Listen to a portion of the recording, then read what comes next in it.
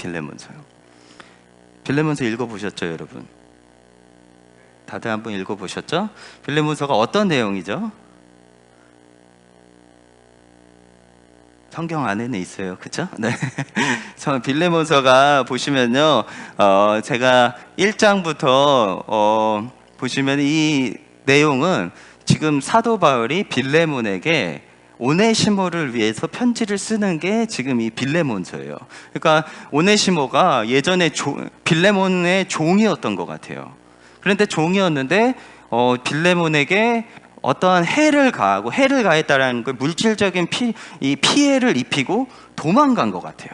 지금 이 빌레몬서에서. 그래서 이 바울이 빌레몬이 어떻게 로마 감옥에 있는 바울에게 찾아와가지고 회심을 하게 되어서 지금 바울이 지금 다시 빌레몬을 돌려보내면서 지금 편지를 쓰고 있는 게 이 오네시모를 위해서, 오네시모를 너가 좀 용서해줘라, 너가 오네시모를 종으로 받지 말고 동역자로 받아라 라고 지금 이렇게 편지를 쓰는 게 지금 빌레몬서의 주 내용이에요.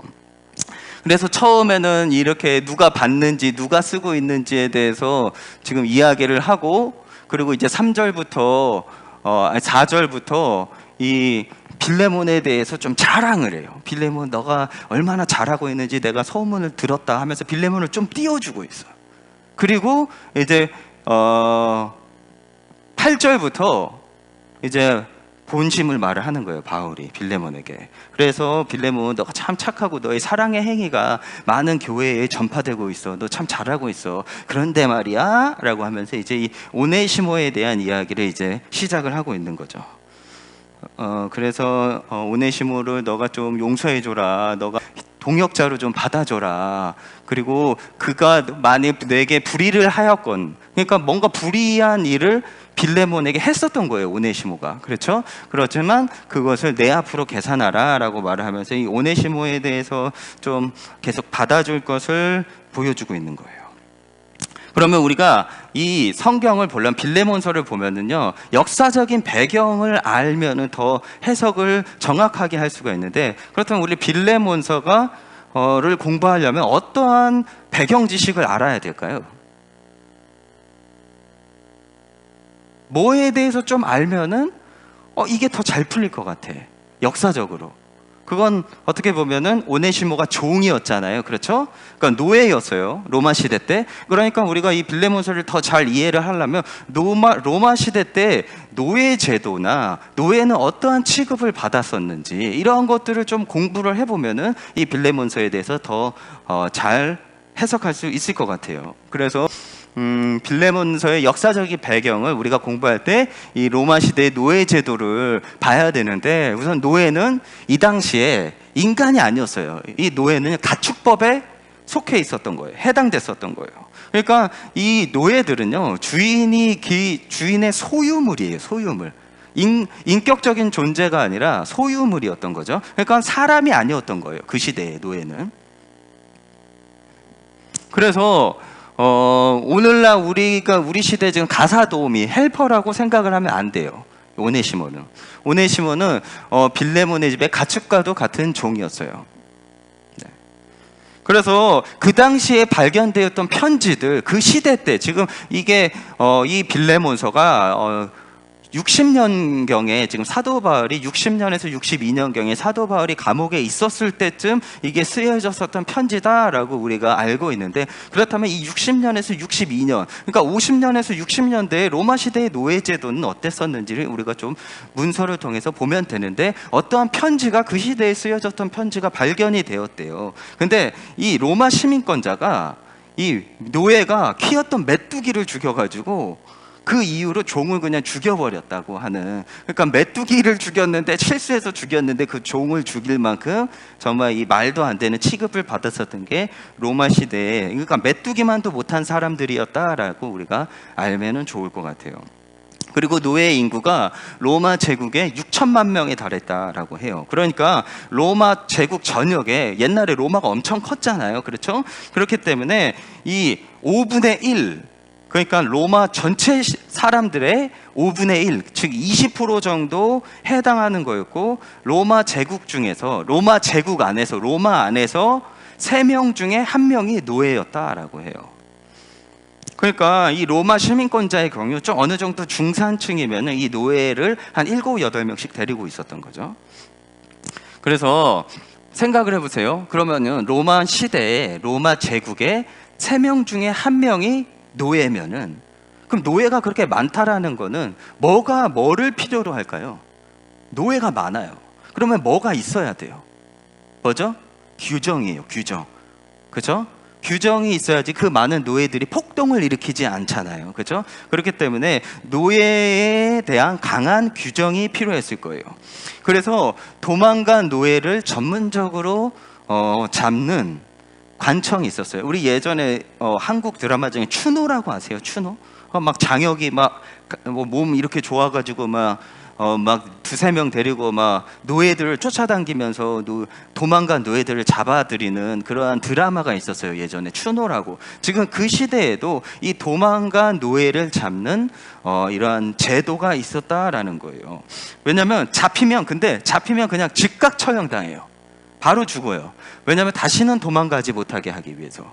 그리고 도망간 노예를 만약에 숨겨주면은요, 그 숨겨준 만큼 노예 주인에게 다시 갚아주어야 한다라고 했어요. 그래서 지금 만약에 내가 오네시모라면, 그렇다면 내가 어디로 도망갈까라고 생각했을 때 당연히 사람이 엄청나게 많은 로마로 가야지 내가 내 자신을 숨길 수 있었을 것 같아요. 그죠? 왜냐하면 그때 로마에는 사람이 많았으니까. 그래서 아마도 대도시로 도망갔고 아마도 여행 경비와 숙박비 같은 돈을 가지고 갈 수도 있다라고 우리가 예상할 수가 있는 거죠. 그래서 오네시모가 이 주인인 빌레몬에게 상당한 손해를 입히고 로마로 도망친 죄수였어요. 그래서 법대로 하면요, 어떻게 되냐면요, 이 오네시모는요, 불에 달군 쇠로 이마에 새겨지는 거예요. 불에 달군 쇠가 이 이마를 지지는 거예요. 도망간 노예들. 그리고 채찍을 맞은 다음에 십자가형에 처해졌다라고 해요. 도망간 노예들은. 아시겠죠? 그러니까 우리가 지금 이 역사적 배경, 이 노예들이 어떻게 취급을 받았나에 대해서 지금 잠깐 우리가 배웠어요. 그래서 이 빌레몬서를 통해서 알게 되는 게 뭐냐면요, 이 오네시모가 로마로 도망가서 지내다가 어떻게 바울을 알게 됐나 봐요. 그래서 회심하게 되었다라는 거예요. 그래서 바울은 이제 과거의 잘못을 너가 다시 바로잡아야 된다라고 하고 오네시모를 빌레몬에게 돌려보내줘요. 하지만 이 도망간 노예가 회심해서 다시 돌아간다라는 것이 말처럼 쉬운 문제가 아니에요. 그러니까 이 오네시모가 내가 회심해서 다시 돌아가다가 노예 사냥꾼에게 발각되면은 끌려올 수도 있는 거예요. 나는 선으로 갔는데 중간에 잡혀서 바로 처형될 수도 있는 거고, 돌아갔지만 또 어떻게 되는 거죠? 빌레몬에게 죽을 수도 있는 거예요. 지금 그런 상황 가운데 있는 거예요. 그리고 제가 아까도 말했지만 주위에 3명 중에 1명이 노예였고, 그래서 노예에 대한 강한 규정이 있다라고 말씀을 드렸어요. 그래서 만약에 빌레몬이 이 오네시모를, 이 노예를 용서를 해준다 그래도 주위에서 바라보는 시선이 곱지 않았을 것이다 라고 우리가 예상할 수도 있어요. 왜냐하면 생각해 보세요. 도망갔던 노예 오네시모가 빌레몬이 다시 용서를 해줬다라는 소문이 들렸어요. 그렇다면 어떨까요? 주위의 노예들도 이러한 소문들을 듣고 반란을 꿈꿀 수가 있어요. 그래? 오네시모가 이렇게 용서를 받았어? 그러면 나도 한번 해볼까라는 생각을 했을 수도 있죠. 그래서 아마도 다른 노예들도 뭐야, 오네시모도 도망갔다가 다시 돌아왔는데 그럼 내가 해도 용서받을 수 있겠네? 라는 생각을 할 수도 있을 거고, 그렇다면 그러한 생각들은 아마도 주인들이 가장 두려워하는 생각 중에 하나였을 거예요. 그 시대 사람들이. 그죠? 왜냐하면은 그때 로마 시대는요, 질서라는 것이 무엇보다도 중요하게 여겨지던 시대였기 때문인 거예요. 그래서 이런 질서를 중요하게 여기는 사람들에게 이 도망간 노예에게 아무런 벌을 가하지 않았다라는 것은 주위에서도 곱게 바라보지 않았을 것이 분명하다라는 거예요. 왜 종을 용서한 거야? 이런 극악무도한 죄를 지은 왜 종을 용서한 거야? 용서함으로 통해서 주인들은 그렇게 생각했고 내 종들도 그렇게 허황된 생각을 할 거 아니야. 빌레몬은 왜 이렇게 대체 사회의 질서를 깨는 거야? 왜 이렇게 사회에 무리를 일으키는 거야? 라는 생각을 분명히 주위에 있는 사람들이 했을 것이다 라고 우리가 추정할 수가 있는 거죠. 이렇듯이 지금 이 시대 안에서는요, 이 세계 안에서는 용서라는 게 쉬운 일이 아닌 거예요. 용서를 해주는 사람도 지불해야 하는 대가가 큰 거예요. 내가 용서를 하려고 해도 이건 그냥 단순히 용서 문제가 아닌 거예요. 즉 이건 그냥 용서의 문제가 아니라 그 사회의 질서를 흔드는 이유도 되는 것이에요. 그렇기 때문에 바로 이러한 상황 가운데 이 빌레몬서가 쓰여졌다라는 거예요. 지금 이 시대에 쓰여졌던 편지 형식으로 이 빌레몬서가 쓰여졌어요. 그렇다면 우리가 이러한 생각과 이러한 배경을 가지고 빌레몬서를 한번 본다면 좀 더 정확한 해석을 할 수 있을 것 같아요. 그렇다면 여러 가지 관찰 방식들이 있어요. 되게 이 기나법적 성경 연구 방법에는 관찰 키들이 있어요. 관찰 키. 내가 어떻게 이 성경을 볼 것인가라는 여러 가지 방법들이 있는데 그 중에서도 가장 기초적인 방법으로 우리가 오늘 한번 이 빌레몬서를 보면 좋을 것 같아요. 바울은 어떤 사람이냐면요, 그리스도와 복음을 위해서 고난, 대가 지불을 감수하는 사람이었다라는 것을 우리가 복음을 위하여서 갇힌 자 됐다라는 것을 통해서 알 수가 있어요. 그리고 바울이 어떤 상황 가운데서 자기가 갇혀있든 밖에 있든 열정적으로 복음을 전하는 사람이었다라는 것을 우리가 이 빌레몬서를 통해서 알 수가 있어요. 그리고 이 바울은 이 로마 시민권을 갖고 있었지만 이 신분을 초월해서 종에게까지 열려있고 종에게까지 복음을 전한 사역자였다라는 것을 알 수가 있어요. 그러니까 누구든지 바울에게 다가갈 수 있었다라는 것을 우리가 알 수가 있는 거죠. 그리고 바울이 이 사도로서 권위가 있었지만 하지만 이 사람은 겸손하게 간구할 줄 아는 사람이었다라는 것을 알 수가 있어요. 그리고 바울이 동역자를 위해서 끝까지 책임지고 기도해주고 그리고 끝까지 관심을 갖는 사역자였다라는 것을 우리가 이 빌레몬서를 통해서 알 수가 있어요.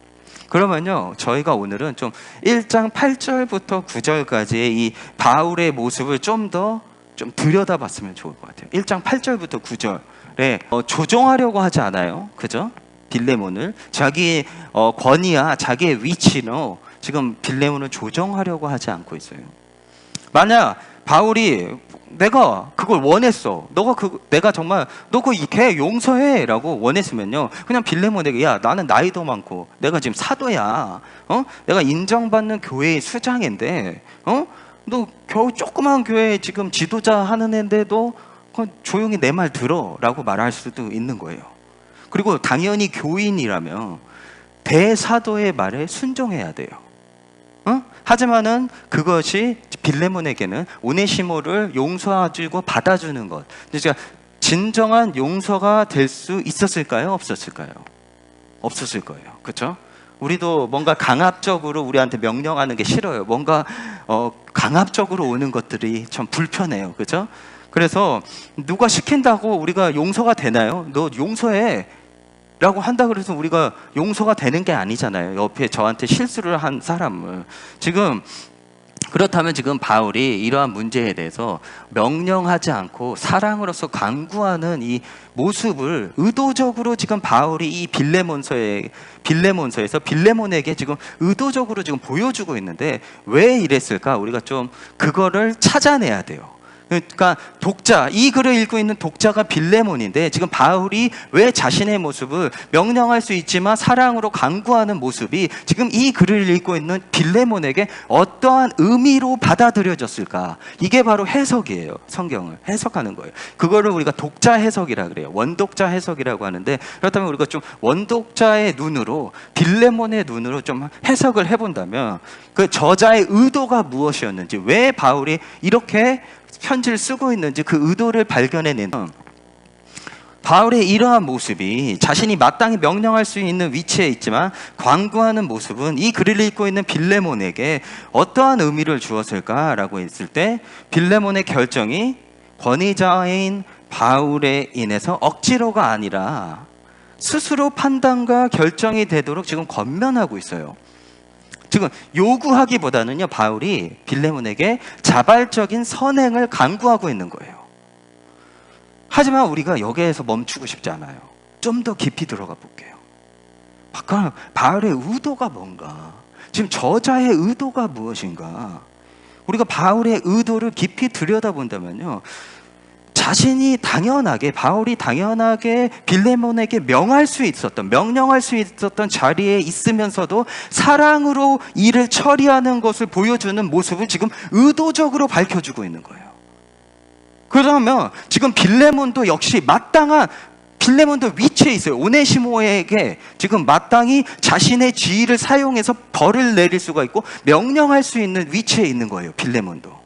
하지만 오네시모에게 명령할 수 있고 행할 수 있는 그 일들을 사랑으로 너가 해결했으면 좋겠다라는 것을 지금 바울이 말을 해주고 있는 거예요. 자신이 먼저 모범을 보여주고 있는 거예요. 야, 나도 그랬잖아. 나도 너한테 명령할 수 있지만 나도 너한테 강구하고 있잖아.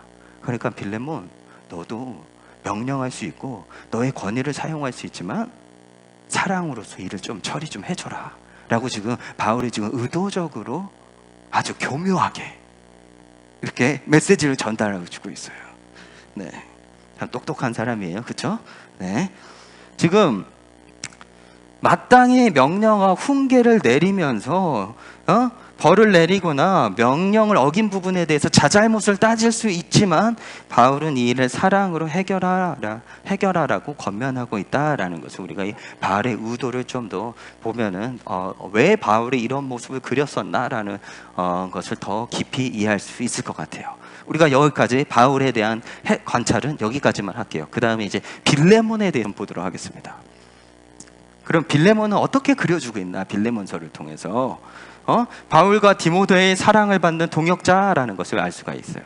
그리고 빌레몬의 집에 교회가 있었다라는 것을 우리가 1장 2절로 통해서 알 수가 있는데, 자매 아비아와 우리와 함께 병사된 아키포와 너의 집에 있는 교회에 편지한다라는 것을 말했을 때 지금 이 빌레몬의 집이 교회였다라는 것을 우리가 알 수가 있어요. 그렇죠? 그리고 믿음과 성도에 대한 사랑이 있는 사람이었다라는 것을 알 수가 있고, 믿음의 교제가 있었고 성도들에게 평안을 주는 사람이고 바울에게는 기쁨과 위로를 주는 사람이다. 하지만은 바울보단 권위가 좀 낮은 사람이다라는 것을 알 수가 있어요. 그리고 지금 뭔가 오네시모와 밀접한 관계가 있는 사람이다라는 것을 우리가 본문을 통해서 알 수가 있어요. 그리고 바울에게 빚진 것이 있다라는 것을 19절을 통해서 알 수가 있어요. 그리고 바울이 형제라고 부른 사람이에요.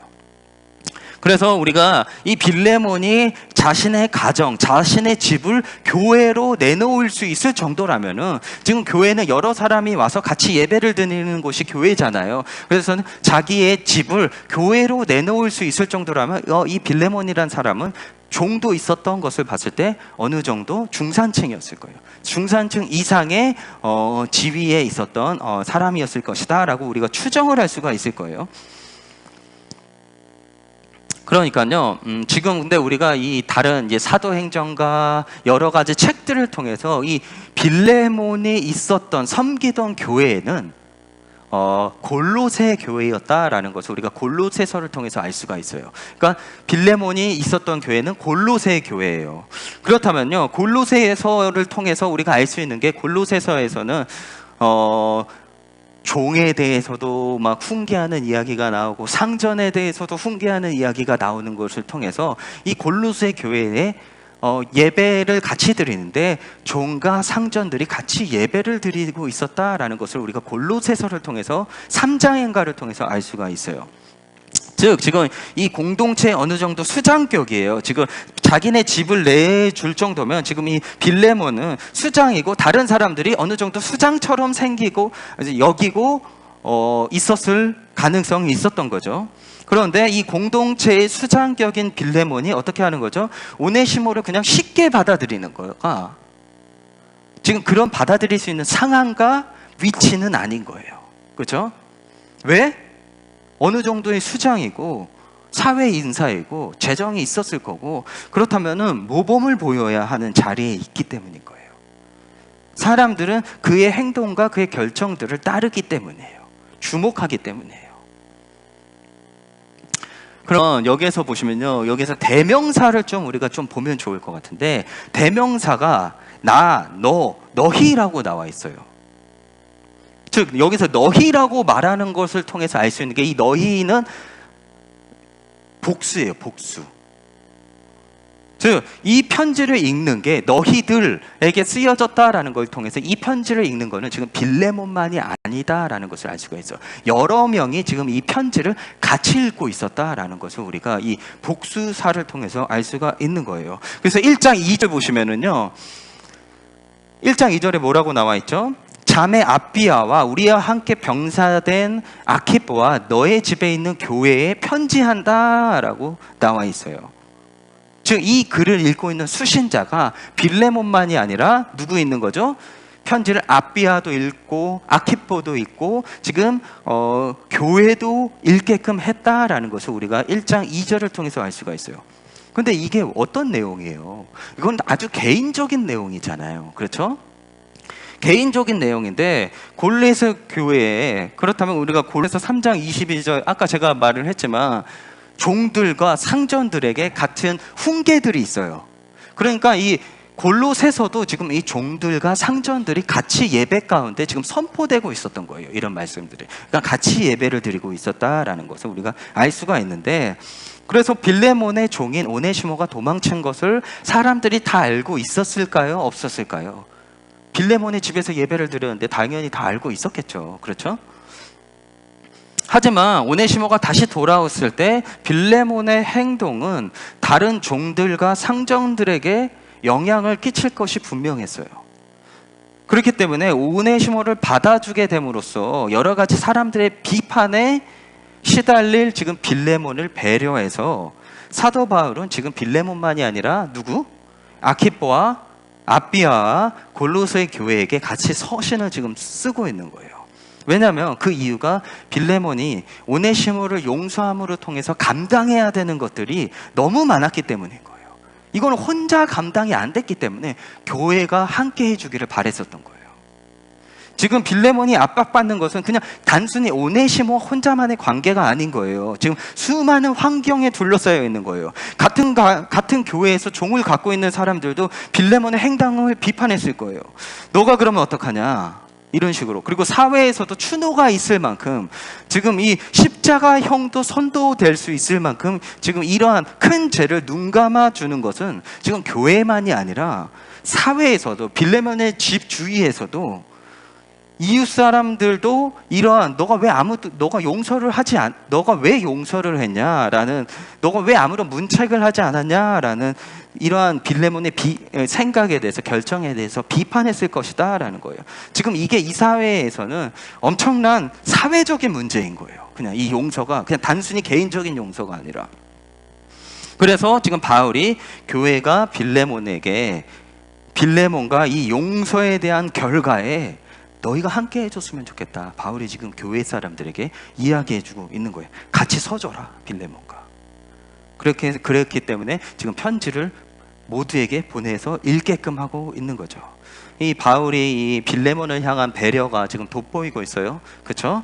그러면 저희가 빌레몬은 여기까지 하고 오네시모에 대해서 좀 보도록 할게요. 그러니까 이 사람이 뭐죠? 어떤 사람이죠? 가친 중에 낳은 아들이에요. 그리고 예전에는 빌레몬에게 무익하였어요. 쓸모가 없었지만 이제는 바울과 빌레몬에게 유익하다라고 나와 있어요. 그걸 바울의 신복이다라고 말하고, 복음을 위해서 빌레몬을 대신하여서 지금 나를 섬기고 있다. 너를 대신하여서 감옥에서 지금 나를 대신해 섬기고 있다. 오네시모가 이렇게 말을 해주고 있고, 너가 사랑받는 형제로 뒀으면 좋겠다라고 이야기를 하고 있어요. 지금 보면요, 이 빌레몬서에서 오네시모를 그려주고 있는데, 이 오네시모가 이제는 예전에는 쓸모가 없었는데 지금 변해서 상당히 유익한, 그리고 바울을 돕는 위치에 있는 이러한 변화된 모습을 지금 계속적으로 지금 오네시모에 대해서 말할 때 일부러 그려주고 있어요. 왜 그럴까요?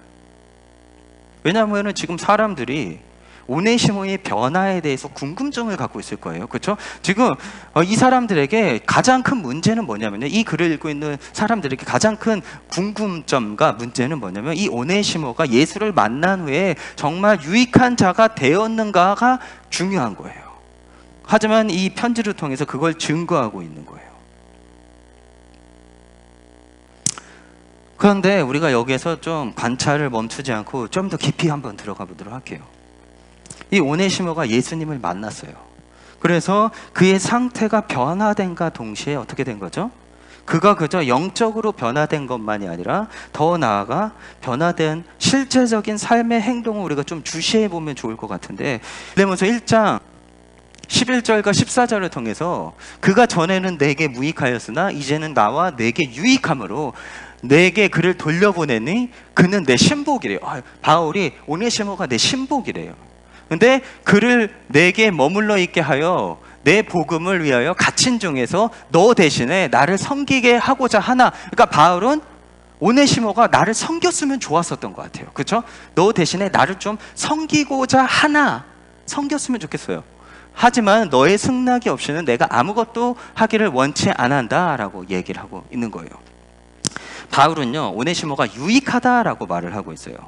그리고 13절을 통해서 오네시모가 신복으로서 복음을 위해서, 지금 바울이 갇힌 중에서도 하나님의 나라를 위해서 일을 하고 있잖아요. 근데 하나님을 일을 위해서 지금 동역자로서 지금 같이 일을 하고 있는데, 오네시모가 얘 정말 유익한 자다, 내가 옆에 정말 두고 싶다, 정말 유익한 사람이야, 쓸모 있는 사람이야 라고 말을 하고 있어요. 그러니까 바울에게 지금 아주 필요한 사람이었던 것 같아요, 오네시모가. 그런데 우리가 알고 있어요, 오네시모의 이 미래는요, 오네시모가 다시 빌레몬에게 돌아간다면 어떻게 될지 몰라요. 예? 그가 어떻게 형벌을 받아야 될지 몰라요. 만약에 빌레몬이 오네시모를 용서하지 않으면요, 십자가형에 달릴 수도 있어요. 또한 생각을 해보세요. 오네시모가 도망갔다가 돌아왔어요. 그러니까 엄청난 죄를 저질렀어요, 그 시대에선. 근데 여러분 생각해보세요. 사역자가 감옥 갔다 나오면은 사역이 요즘 시대에서 제대로 할 수 있을까요? 없을까요? 큰 죄를 지고 다시 돌아오면은 그 사람이 이제 사역자로서 복음을 위해서 일한다고 한다면 사람들이 곱게 그걸 볼 수 있을까요? 아니에요. 그렇죠? 오네시모에 대해서 이 도망자잖아, 네가 무슨 복음을 전해? 라고 오네시모에게 되물을 수도 있는 거예요. 그래서 이 오네시모는 도망자와 죄인이라는 치욕을 갖고 살아야 돼요. 근데 이 오네시모가 바울이 말한 대로 내가 옆에 있을 때 너무 나의 신복이고 나에게 쓸모 있는 자다, 내가 정말 내 곁에 두고 싶다라고 지금 말을 하고 있어요. 즉 복음을 전하는 바울의 삶 가운데서 아주 유용하대요, 이 오네시모가. 오네시모는요, 바울과 함께 있었으면요 더 유익하고 더 많은 놀라운 일들을 할 수가 있었을 거예요. 그리고 이 오네시모는요, 바울과 함께 있어야 될 아주 합리적인 이유가 있었어요. 뭐죠? 복음을 위한 일이에요. 그것이 사람들을 통해 보더라도 합리적이에요. 오네시모가 다시 돌아가서 개죽음 당하는 것보다 바울 옆에서 복음을 위해서 일하는 것이 사람들의 눈에 봤을 때도 합리적이었고, 먼 미래에 봤을 때도 사람들이 눈에 봤을 때는 복음을 위해서도 더 옳은 결정이었을 것이다 라고 말을 할 수가 있었을 거예요. 생각했을 수도 있었을 거예요. 하지만 지금 이 오네시모는요, 내가 주의 일을 하기 전에 옳은 일을 먼저 해야 한다라는 것을 알았기 때문에 그는 빌레몬에게 돌아가게 돼요. 주의 일을 하기보다는요, 옳은 일을 먼저 해야 돼요. 주의 일을 하기보다는요, 성경적으로 말하는 걸 먼저 해야 돼요. 우리가 이렇게 주님의 일을 한다라는 핑계로 옳은 일과 옳은 절차를 너무 무시하지 않나? 이러한 일들이 너무 쉽게 무시되고 있지 않나? 복음의 일을 한다는 이유로. 우리가 주의 일을 한다는 이유로 우리가 가족들을 너무 소홀히 대하고 있지 않나? 무시하고 있지 않나? 아니, 우리 중에 여러분의 중에 몇 명은요, 예배를 드리러 오기 전에, 복음을 위해서 일을 하기 전에 먼저 다른 사람들과 화해가 먼저 필요로 하지 않나? 용서해야 되는 것이 필요로 하지 않나? 라는 것을 우리가 이 오네시모의 결정을 보면서 좀 이 영원한 진리를 좀 깨달았으면 좋을 것 같아요. 주의 일을 한다는 이유로 주의 일에 앞서 해야 하는 옳은 일들을 너무 무시하지 않나.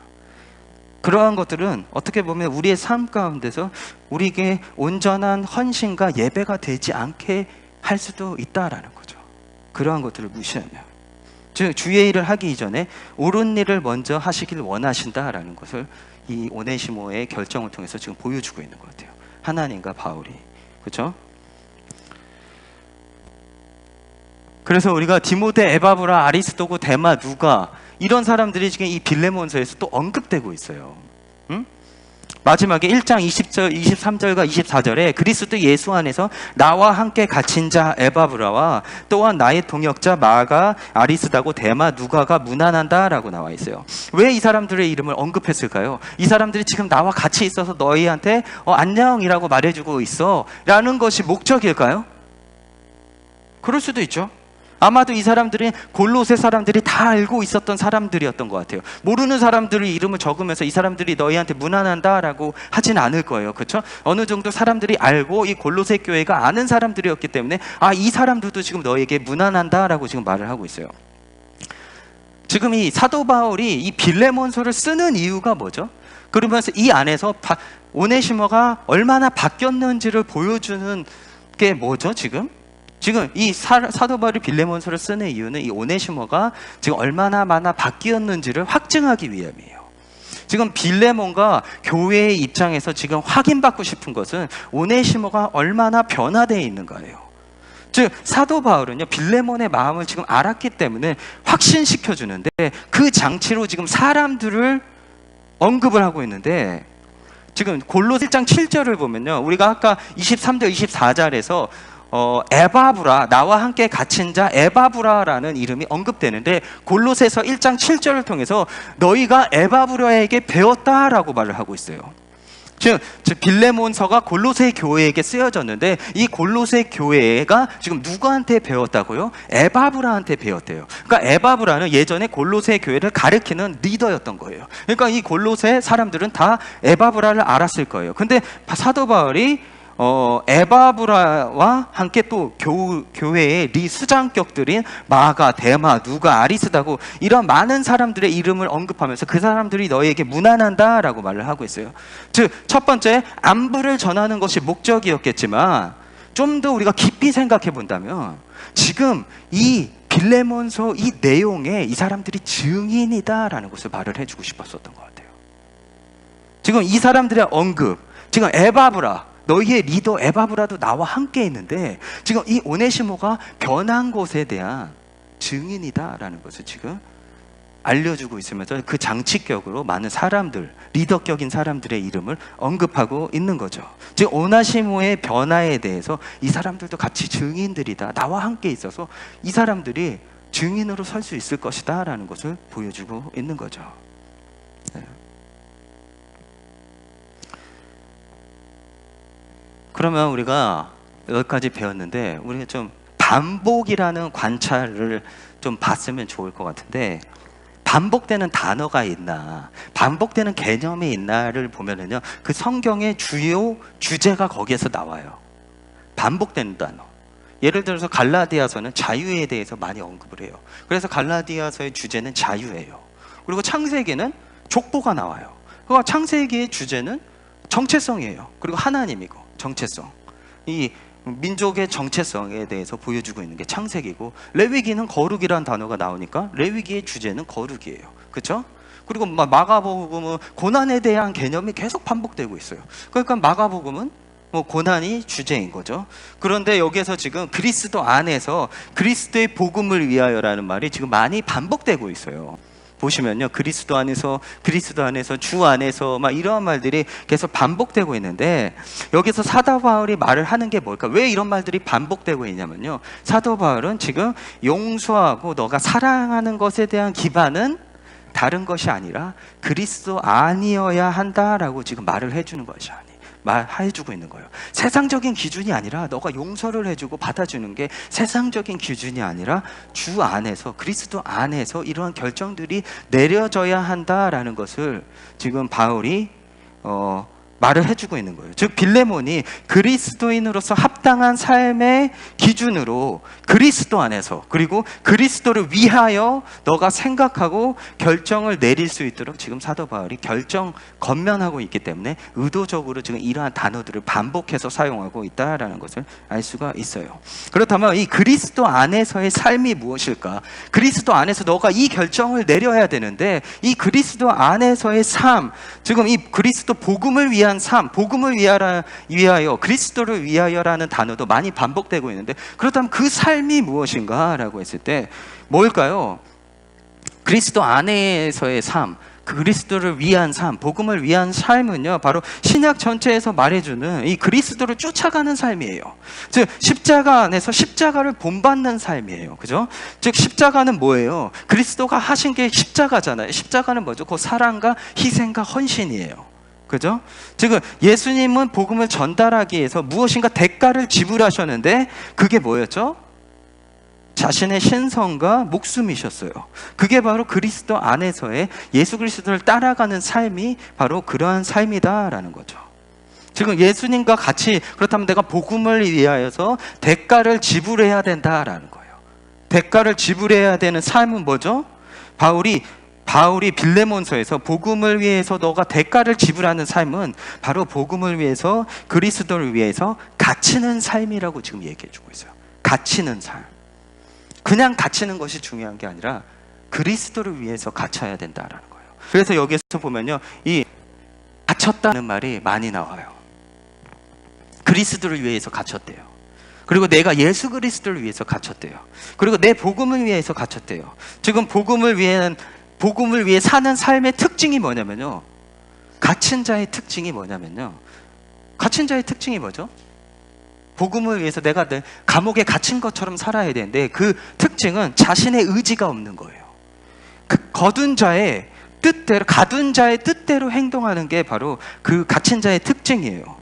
즉 우리가 이걸 좀 풀어본다면, 우리가 예수 안에 갇힌 나의 삶은 내 성질, 내 계획대로 하는 것이 아니다라는 것을 지금 이야기해주고 있는 거예요. 바로 그리스도 예수를 위하여, 복음을 위해서 내가 당연히 누릴 수 있는 것을 희생하는 삶이 바로 그리스도를 위한 삶, 복음을 위해 갇히는 삶이다라는 것을 빌레몬서를 통해서 알려주고 있는 거예요. 그렇다면 이 빌레몬서를 통하여서 이 인물들이 각자 복음을 위해서 이 사람들이 갇혔어요. 지불한 대가들이 있는데 뭐였죠? 바울은 갇혔어요. 감옥에 갇혔어요. 복음을 전하기 위해서. 그리고 수치, 매맞음, 그리고 지신과 학문을 내려놨다라는 것을 다른 서신서들을 통해서 알 수가 있어요. 그리고 천막 만드는 직업을 가졌었어요. 그죠? 그리고 권위가 있지만, 높은 위치에 있지만 이 사람이 그 위치를 사용하지 않고 내가 내 자신을 갇히는 거예요. 내가 매여서 오히려 사랑으로서 행동하는 것이 지금 이 바울이 복음을 위해서 갇히는 삶이었어요. 빌레몬서를 통해서 나타내는 게. 그렇다면 오네시모가 갇혔었던 건 뭐죠? 복음을 위해서 자기 자신을 갇혔던 삶은 복음을 실천하기 위해서 목숨을 걸고 돌아가는 거예요. 내가 맛본 자유를 내가 포기하는 거예요. 그래서 돌아가면서도 도망자와 도둑놈이라는 수치를 당할 것은 분명하지만은, 내가 앞으로 영원히 이 제대로 된 사역자가 못 될 수도 있지만 내 그 모든 미래를 내려놓고 내가 그 복음을 위해서 돌아가는 거예요. 내가 내 자신을 매는 거예요. 복음으로 인해서, 그리스도를 위해서. 빌레몬에게는 대가 지불의 삶이 뭐였죠? 복음을 위해서.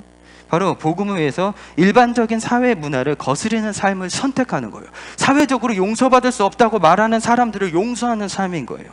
즉 주위에 많은 비난을 감수해야 돼요. 저거 뭐야? 저거 질서도 모르는 놈 아니야? 저게 무슨 지도자야? 이러한 것들을 이겨내야 되고, 자신이 받은 물리적인 손해와 심리적인 상처까지도, 또 받게 될 미래에 대한 걱정까지도, 그러한 것들도 매이는 거예요. 갇히는 거예요. 그래서 복음을 전달하기 위해서 내 자신의 감옥에 갇히는 삶이랑, 이건 일반적인 삶에서 한 차원 높은 삶으로의 선택인 거예요. 내 스스로가 내가 불합리와 손해의 감옥으로 갇히는 거예요. 그렇다면 우리가 이 빌레몬서를 통해서, 나는 바로 이렇게 내가 복음을 위해서, 그리스도를 위해서 내가 내 자신을 얼마나 내어줄 수 있는가를 한번 생각을 해보면 좋을 것 같아요. 제가 조금 늦었는데 잠깐만 더 해도 될까요? 제가 제 간증을 좀 이야기를 하고 싶은데, 내가 당연히 누려야 되는 것들을, 내가 갖고 있었던 가치들을 얼마나 내려놓고 내가 복음을 위해서 얼마나 살 수 있는가를 생각했을 때, 저에게 갇히는 삶이 무엇이었나를 제가 좀 간증을 하면 좋을 것 같아요. 저는 목회자 자녀로 자랐어요. 그래서 제가 어렸을 때 우리 아버지는 이제 목회자가 되셔가지고 저도 이제 목회자 자녀로서의 아주 헌신된 삶을 살았어요. 목회자. 우리 아버지는 좀 엄청나게 보수적이에요. 그래서 저는 중학교 때부터 교회에서 잤어요. 집에서 자본 적이 없어요. 교회에서 항상 밤에 예배드리고 항상 기도하고 새벽 기도 가고 그리고 집에 와서 학교 가는 거예요. 중학교를. 그러니까 이 예전 교회들이 보시면 이러한 자석들이 이거보다 조그만 자석들이 쭉 이어져 있잖아요. 옛날 교회 의자들이. 거기에서 자야 되는 거예요. 그래서 어떻게 자야 되냐면 이렇게 자야 돼. 팔이 이렇게 떨어지니까 팔이 너무 아파 자다가. 그래서 이렇게 자야 되고 그 겨울에 막 엄청나게 추운데 난방도 안 돼. 왜냐면 가난한 교회니까. 거기에서도 이불을 꽁꽁 싸매고 진짜 집이 있는데도 집에 안 가고 교회에서 잤어요. 그리고 제가 이러면 우리 부모님들은 얼마나 더 극성이셨겠어요. 그렇죠? 엄청나요. 그냥 우리 어머님이 기도를 하면 그냥 교회 의자가 여기에서 기도를 하면 저기가 있어요. 교회 의자가. 하도 기도를 격렬하게 하셔가지고. 그리고 우리 아버지도 그러고 아주 복음이라고 말해야겠죠. 네, 그 시절에는. 네. 하여튼 우리가 하나님과 이 교회와 이런 것들이 되게 우리 아버지 부모님은 특히 저는 약간 억지로 한 게 있었죠. 저는 억지로 했죠. 제가 중학교 때 내가 사무엘도 아니고 내가 교회에서 살고 싶었겠어요. 편한 집을 냅두고. 근데 이제 매일과 같이 이렇게 살았는데 이제 그렇게 이제 교회 생활을 하다가 아버지가 이제 교회가 이제 뭐 조금 하니까는 이제 교회 성도님들이 좀 이제 이렇게 나아갈 수는 없다. 이렇게 나아갈 수는 없고 이제 우리가 부목사를 받아서 이렇게 이제 교회가 좀 더 체계적으로 나아가게끔 해야겠다라고 이렇게 이야기를 했는데 우리 아버지가 이제 장로들을 먼저 세웠고 장로들이 이제 그러한 이야기들을 하면서 우리 아버지가 이제 이제 내가 나가야 될 때가 됐다. 내가 여기 있으면은 이제 우리 교회가 더 이상 성장하지 못하겠구나라고 이렇게 결정을 하시고 이제 우리 부모님은 일본으로 선교를 가시기로 결정을 하셨어요. 그래서 교회가 이제 부목사님이 오셔서 부목사님한테 넘겨주고 저희는 이제 저희 사랑하는 정말 우리 성도님들을 두고 이제 성도님들도 그걸 원한 것 같아요. 우리 아버지가 그거에 조금 섭섭해했었던 것 같아요. 약간 소심하시거든요. 그래서 좀 나가시게 됐어요. 그래서 우리가 이제 집을 파니까 남은 돈이 4천만 원이 남더라고요. 그래서 2천만 원 들고 우리 부모님은 일본으로 선교하러 가시고 저는 1,000만 원 들고 하와이로 성경 공부하러 가고 그리고 내 동생은 1,000만 원 들고 군대 가고 가족이 그래서 교회가 넘겨준과 동시에 뿔뿔이 흩어지게 됐어요. 그래서 이제 부모님이 이제 일본에서 선교 사역을 하시게 됐어요. 그래서 저는 이제 하와이로 성경 공부를 하러 가기 전에 제가 이제 우리 부모님 일본에 들리게 됐어요. 근데 일본에 들렸는데 교회가 너무 힘든 거예요. 일본이잖아요, 일본. 그죠? 너무 힘들고 그리고 일본어도 잘 못하시는데 거기서 선교를 하신다는 게 제가 밤에 이제 제가 하와이로 떠나야 되는데 제가 마음이 너무 아픈 거예요. 하나님 고백을 했어요. 하나님 우리 가정이 껌입니까? 단물, 쓴물 다 쭉쭉 빨아들고 이제 남는 것이 없으니까 버리시는 겁니까? 라는 기도를 했던 것 같아요. 그래서 왜냐면 가족도 다 흩어지고 집도 없고 저는 하와이에서 공부해서 돌아와서 갈 데도 없었어요. 그래서 제주도로 이제 간사 위탁을 하러 갔고 성경 사역을 계속 하러 갔는데 그렇게 됨으로써 마음이 너무 아팠어요. 그렇게 헌신했는데 교회에 하지만 남는 게 아무것도 없었던 거예요. 목회자로서. 그래서 이제 저는 이제 제주도 가서 열방대학에서 이제 숙식을 하면서 간사 생활하고 우리 부모님은 또 나도 어떻게 보니까 또 나중에 일본 가니까 2년 뒤에 일본 가니까 집이 좀 좋아진 것 같아. 그래서 이제 좀 이렇게 하나님이 축복을 해주시는구나 라고 이제 생각을 하고 이제 집에서 이제 편히 쉬고 있는데 우리 아버지가 저한테 조용히 오시면서 이야기하시는 게 야, 너희 엄마가 지금 남의 집에 청소해주러 음식하러 다니고 있다. 지금 이 교회를 하기 위해서, 이 선교를 하기 위해서 너희 어머니가 그렇게 하고 있다라고 했을 때 제 마음이 또 무너지는 거죠. 예수님 믿으면 좀 더 나아져야 되는 게 아닌가? 헌신하면 좀 더 괜찮아져야 되는 거 아닌가? 라는 제 마음에 그러한 것들이 상당히 좀 아팠었던 것 같아요. 얼마나 희생했는데 교회를 위해서.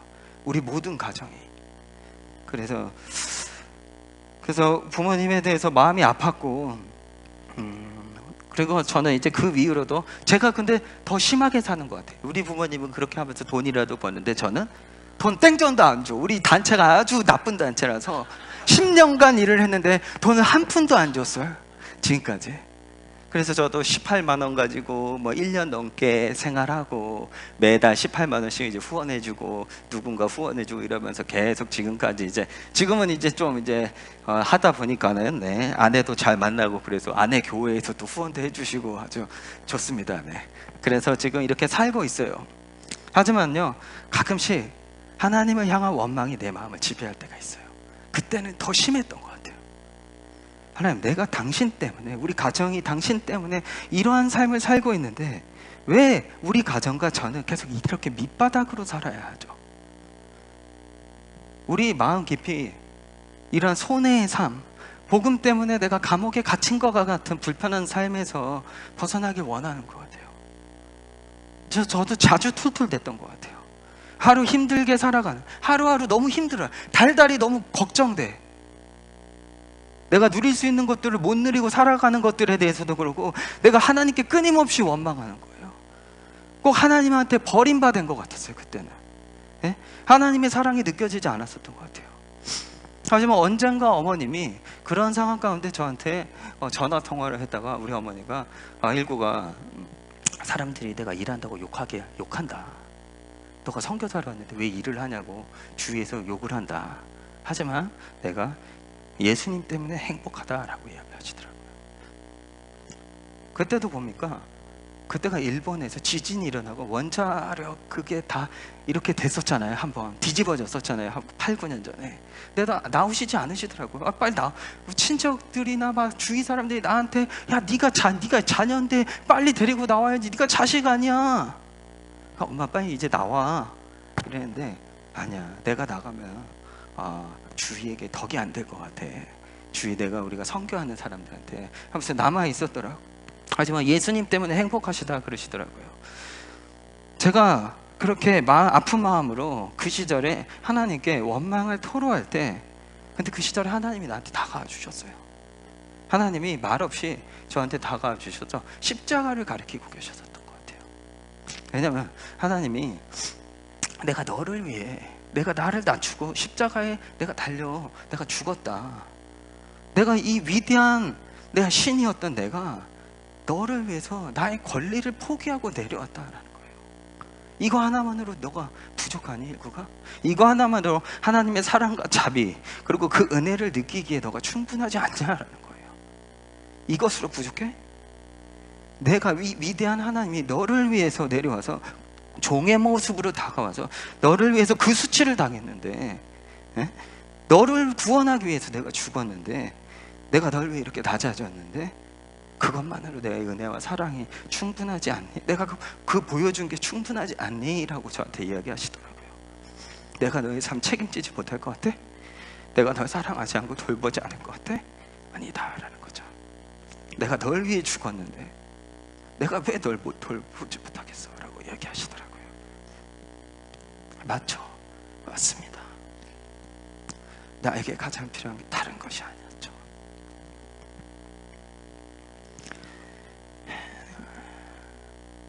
나에게 가장 필요한 것은 하나님이 나를 얼마나 사랑하시는 거에 대해 아는 거였어요. 그것이 내가 이 삶을 살아가게 하는 원동력인 거죠. 내가 예수님께서 나를 사랑해 주셔서 자기 자신을 버리시고 그렇게 희생했는데, 그렇다면 내가 내 사랑하는 예수님을 위해서 내가 뭔들 못하겠습니까? 하지만 시간이 지나면서 약발이 떨어질 때도 많아요. 이 시간은 끊임없이 내 믿음들을 시험을 해요. 그런 사건들이 일어나고 있어요. 그리고 이겨내는 것이 끝이 없어요. 이런 것들에 대해서도. 하지만 내가 이 삶을 살아가고 내가 그걸 결정하고 내가 내 사랑하는 예수님을 위해서 할 수 있는 내가 대가 지불이라고 생각합니다. 예수님 때문에 내가 그리스도를 위해서 갇힌 바 되겠습니다. 이게 저에겐 감옥이에요. 그렇다면 우리가 한빛교회가 이 복음을 위해서 갇히는 삶을 산다는 게 구체적으로 뭘까요? 그 구체적인 행위가 어떠한 영역에 있을까요? 제가 생각해 봤을 때 가장 기초적인 영역 하나를 말하겠습니다. 그것은 아마 용서예요. 그렇죠? 그리고 형제 자매를 받아들이고 내가 동역자처럼 형제를 형제처럼 여기는 행위가 바로 한빛교회에서 행할 수 있는 복음을 위해 갇히는 삶의 아주 구체적인 적용 중에 하나일 것 같아요. 하지만 용서하고 받아들인다는 것은 쉬운 일이 아니에요. 우리가 빌레몬서를 통해서 배울 수 있는, 우리가 구체적으로 그리스도를 위하여 매이는 삶을 빌레몬서 전체를 통해 돌아본다면, 바울이 오네시모 주인인 빌레몬에게 돌려보내면서 노예로서가 아니라 사랑하는 형제로서 영접해 줄 것을 간청해요. 그래서 바울이 이 도망 다니면서 어둠의 불행한 삶을 살고 있는 이 오네시모에게 참빛을 찾아줬어요. 쓸모없는 사람이 쓸모 있는 사람으로 변화됐었던 거예요. 주인에게 손해를 끼쳤었던, 도망치고 쓸모없던 노예 출신 오네시모가 바울과 같은 사람을 만나면서 그리스도를 만나게 돼서 쓸모 있는 삶으로 변화됐어요. 우리가 교회 전승에 있는데요, 에베소의 도시 에베소라는 도시에 102년에 쓰여졌었던 편지가 발견됐는데, 거기에 어떻게 써 있었냐면요, 에베소 교회 성도 여러분, 당신은 정말 축복받는 사람들입니다. 당대 최고의 목사님들이 당신의 교회를 다녀갔습니다. 바울, 디모데, 요한 등등. 그리고 당신의 교회에서 섬기고 있는 그 사랑의 장로님 오네시모를 기억하십시오 라고 발견됐다라고요. 교회 전승에 의하면요, 이 오네시모가 에베소 교회의 장로가 되었다라고 해요. 근데 여기서 오네시모의 별명이 뭐라고요? 사랑의 장로님 오네시모래요. 사랑의 장로예요. 또한 주후 107년에 안디옥 교회의 감독이었던 이그나티우스라는 사람이 이 그리스도인이라는 이유로 로마에 끌려가 화형을 당하기 전에 이 사람들이 잡혀가는 도중에 소아시아의 여러 교회들에게 편지를 썼어요. 특히 폴리캅이라는 사람, 교회 역사에서는 상당히 유명한 사람인데, 이 폴리캅에게 편지를 보냈는데, 그 가운데서 이 에베소에 보낸 편지에서 에베소 교인들에게 이렇게 말을 하고 있었다고 그래요. 여러분이 예수 그리스도의 본을 받아 그분을 사랑하고 그분을 본받기를 기원합니다. 여러분은 그분을 감독으로 모실 만한 자격이 있는 분들이며, 여러분의 감독이 된 그분은 축복받은 분이기 때문입니다. 여기서 이그나티우스가 언급한 사람이 누구였냐면 바로 오네시모예요. 즉 도망자 노예가 에베소 교회의 사역자가 됐었던 거예요. 에베소 교회가, 여러분, 교회 역사를 보면요, 이 에베소 교회는 엄청나게 중요한 교회예요. 거의 이 신약 시대에 5교회가 있었다면 안디옥 교회, 예루살렘 교회, 로마 교회, 알렉산드리아 교회, 에베소 교회가 이 5개의 아주 큰 교회 중에서 최고 감독이 이 5교회의 감독이었었다라고 해요. 근데 오네시모가 지금 이 최고 지도자들 그 그룹 가운데 한 명이었다라는 거예요. 엄청난 변신이에요. 그렇죠?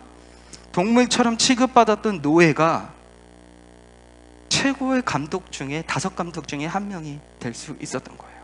이게 바로 용서의 영향력이다라는 거죠. 다른 것이 사람을 변화시키는 것이 아니라 사랑과 용서가 사람을 변화시킨대요. 이렇게 용서의 영향력이 엄청나요. 하지만 용서는 힘들어요. 우리가 만약에 빌레몬서의 역사적인 배경을 공부하지 않고 그냥 공부를 했다면, 빌레몬서를 봤다면 그냥 하나의 일반적인 용서를 생각했을 거예요. 용서하면 되지, 빌레몬이 오네시모를. 하지만 우리가 역사적인 상황을 공부하고 난 다음에 역사적으로 독자의 눈으로 이 글을 읽었을 때, 빌레몬이 오네시모를 용서하기 위해서는 그는 다른 집안에 있는 또 다른 종들, 그리고 자신의 교회 안에 노예를 갖고 있는 또 다른 기독교인들, 또 골레서 지역 안에서 법을 드밀고 사회적인 정의를 세우려는 사람들을 참아내야 되고, 또한 오네시모가 자기에게 했었던 일, 손해, 이것이 크죠, 손해. 그리고 또 뭐예요? 또다시 오네시모를 통해서 손해를 받을 수 있었던 미래의 걱정들, 미래의 우려들, 그리고 자기 자신이 갖고 있었던 노예에 대한 생각들, 그리고 문화적인 면, 사회적인 면, 자신의 가치관, 이러한 것들을 다 이겨내고 견뎌내야지 그게 용서라는 것을 우리가 빌레몬서를 통해서 알 수가 있는 거예요. 이게 오늘날도 똑같은 거예요. 오늘날도 주님께서 우리에게 명령하시는 이 용서와 형제, 자매를 우리가 받아주는 것은요, 동역자처럼 우리가 서로를 여긴다라는 것은 이 모든 것을 극복해야 가능하다라는 거예요. 이 모든 사회적인 법, 간섭, 정의, 나의 생각과 고정관념, 저 집사님 때문에 내가 손해를 입은 것들, 저 집사님들이 말한 저 집사님들의 사고가, 그리고 내가 옳게 생각하고 있는 나의 가치, 이러한 모든 장애물들을 이겨내야지 용서가 가능한 것이고, 이러한 것들을 이겨내야지 내가 형제 자매를 종처럼 여기지 않고 내 밑에 사람처럼 여기지 않고 동역자처럼 여길 수 있다, 참된 형제 자매로 받아들일 수 있다라는 것을 빌레몬서를 통해서 배울 수가 있는 거예요. 예수님이 우리를 용서하셨듯이 우리가 이렇게 용서받은 존재로 서 있게 됐잖아요. 그렇다면 우리 또한 예수님이 우리를 용서하셨듯이 우리에게 손해를 끼친 사람을 용서해야 한다라는 거예요. 근데 이러한 일들이 지금 시애틀 교회, 저희는요 선교단체라서요, 시애틀 교회 모든 사정을 우리한테 갖고 와서 알려줘. 우리 교회 이런 일이 있었어요, 간사님 어떻게 해요? 막 이렇게 저한테 자꾸 와서, 저는 여기 온 지 4년밖에 안 됐는데 교회 어디 나가야 돼요? 어느 목사님이 좋아요? 자꾸 저한테 와서 물어봐요. 성경을 가르치고 이러다 보니까. 그럼 저는 이제 슬그머니 참빛교회라고, 너무 멀어요. 이렇게 드밀기는 하는데, 지금 이 모든 시애틀에 있는 모든 교회가 분열에 엄청나요. 서로 용서하지 못해요. 하지만 내가 예수님 때문에, 예수님을 사랑하기 때문에 내가 감옥에 갇히는 삶과 같이 내가 매이는 삶을 살기로 결정한다면, 내가 예수님이 가신 그 십자가의 길을 내가 올바로 이해하고, 내가 그 복음을 위해서, 내가 그 대가를 지불하는 길을 따라가기 위해서 내가 당연히 누려야 되는 것들을, 가치들을, 사고를 내 형제들을 위해서 내려놓는 삶을 내가 살아가겠다고 결정한다면, 분명히 오네시모와 같은 영적인 아들들을 낳는 교회가 될 것이라고 저는 확신합니다. 저는 바로 예수님을 나타내는 교회가, 참빛교회가 됐으면 좋을 것 같다라는 생각이 들었어요. 그래서 그렇다면 우리가 이걸 위해서 항상 생각해야 되는 게, 그렇다면 우리는 복음을 전달하기 위해서, 복음을 위해서 내 자신을 얼마나 내어줄 수 있는가를 항상 생각하셨으면 좋을 것 같아요.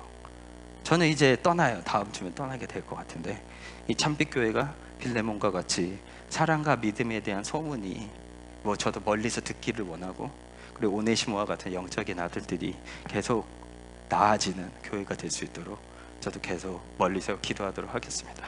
자, 오늘 마치도록 하겠습니다. 하나님 감사합니다. 하나님, 빌레몬서를 통해서 우리가 복음을 위해서 매이는 삶에 대해서 같이 공부했습니다.